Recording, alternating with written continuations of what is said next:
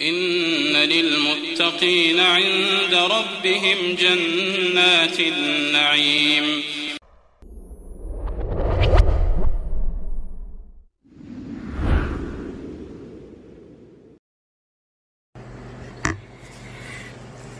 الحمد لله حمدا كثيرا طيبا مباركا فيه كما يحب ربنا ويرضاه، وأشهد أن لا إله إلا الله وحده لا شريك له، وأشهد أن محمدا عبده ورسوله صلى الله عليه وعلى آله وصحبه وسلم تسليما كثيرا. أما بعد.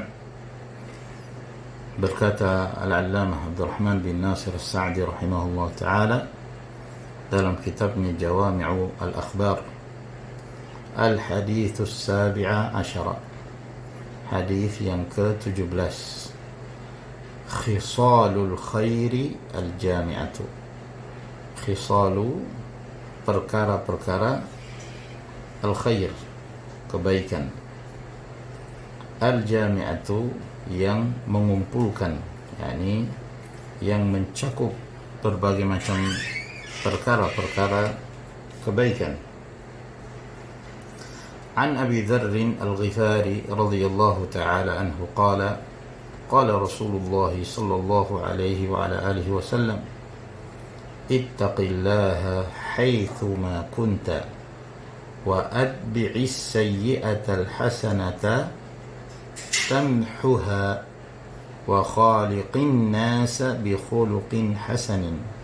Rawahu al-Imam Ahmad wa Tirmidzi. An Abi Dzarr Al-Ghifari radhiyallahu anhu.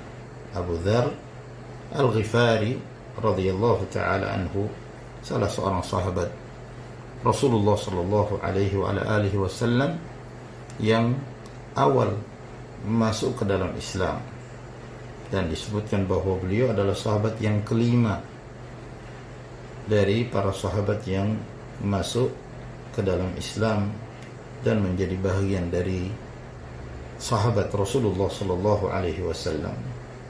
Diperselisihkan siapa nama beliau, namun yang masyhur beliau bernama Jundub bin Junadah Al-Ghifari radhiyallahu ta'ala anhu.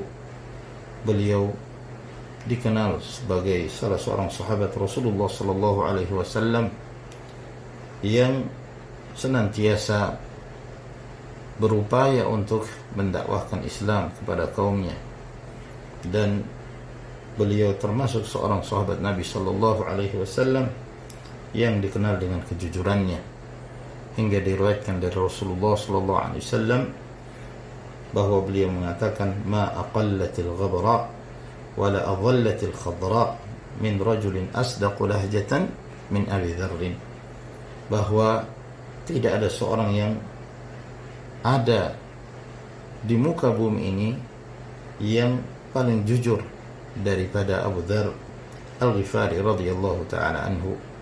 Beliau berkata, bersabda Rasulullah sallallahu alaihi wasallam, ittaqillaha, ittaqillah, bertakwalah engkau kepada Allah azza wa jal, haitsu ma kunta, dimanapun engkau berada.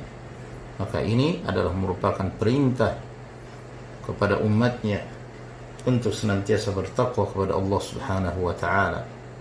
Inti dari takwa adalah menjalankan perintah Allah dan meninggalkan larangannya. Telah diriwayatkan dari Talaq bin Habib rahimahullah ta'ala, ketika beliau menjelaskan makna taqwa, beliau mengatakan an ta'mala bi ta'atillah ala nurin min Allah tarju thawab Allah, engkau mengerjakan ketaatan kepada Allah subhanahu wa ta'ala di atas cahaya dari Allah, dan engkau mengharapkan pahala dari Allah azza wa jal. Wa an tatruka ma'asiyat Allah ala nurin min Allah takhafu iqab Allah, dan engkau meninggalkan kemaksiatan kepada Allah azza wa jal di atas cahaya dari Allah, dan engkau takut dari hukuman dan azab Allah jalla wa ala. Perintah untuk bertakwa kepada Allah dimanapun engkau berada, sebab Allah jalla wa ala melihat perbuatanmu meskipun engkau dalam keadaan sendirian, ketahuilah bahwa Allah Azza wa Jalla la yakhfa alaihi syai'un fil ardi wala fis sama'. Tidak ada sesuatu apapun yang tersamarkan bagi Allah, baik di langit maupun di bumi. Dan bertakwa kepada Allah Azza wa Jalla adalah merupakan hubungan seorang hamba kepada Rabb-Nya, bahwa dalam beribadah hanya kepada Allah Subhanahu wa taala, seorang membangun dengan keikhlasan, membangun dengan rasa takutnya kepada Allah Subhanahu wa taala. Lalu kemudian ketika seorang melakukan ibadah, tentu seorang terkadang jatuh dalam kekeliruan, kurang sempurna di dalam melakukannya. Terkadang dia terjatuh dalam kesalahan, sebab keadaan manusia adalah seorang yang tidak luput dari kesalahan. Nabi sallallahu alaihi wasallam mengatakan, kullu bani Adam khata' wa khairul khata'in at-tawwabun. Setiap anak manusia itu melakukan kesalahan, dan sebaik-baik orang yang bersalah adalah yang senantiasa bertaubat kepada Allah Subhanahu wa taala. Untuk itu Nabi sallallahu alaihi wasallam mengatakan, wa atbi', dan ikutilah as-sayyi'ata, perbuatan kesalahan itu, perbuatan dosa itu, al-hasanatah, dengan melakukan kebaikan. Tamhuha, niscaya amalan kebaikan itu akan menghapuskan kesalahan tersebut.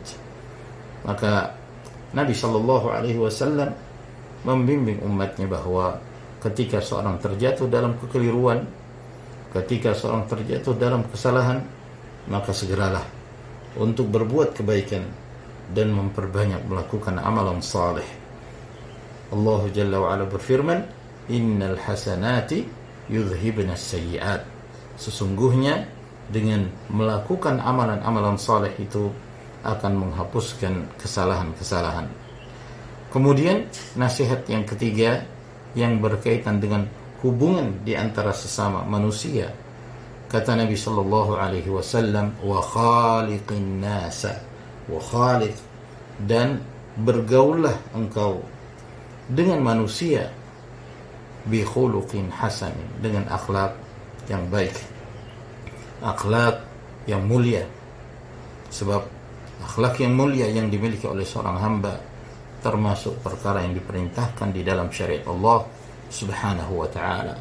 Bahkan Rasulullah sallallahu alaihi wasallam mengatakan, innama bu'ithtu li utammim al-akhlaq, bahwa aku diutus untuk menyempurnakan akhlak, diutammim salih al-a'mal, menyempurnakan amalan salih, bergaul dengan manusia dengan cara yang hikmah, dengan cara yang baik, dengan lemah lembut, dan senantiasa menjalankan bimbingan Rasulullah sallallahu alaihi wasallam.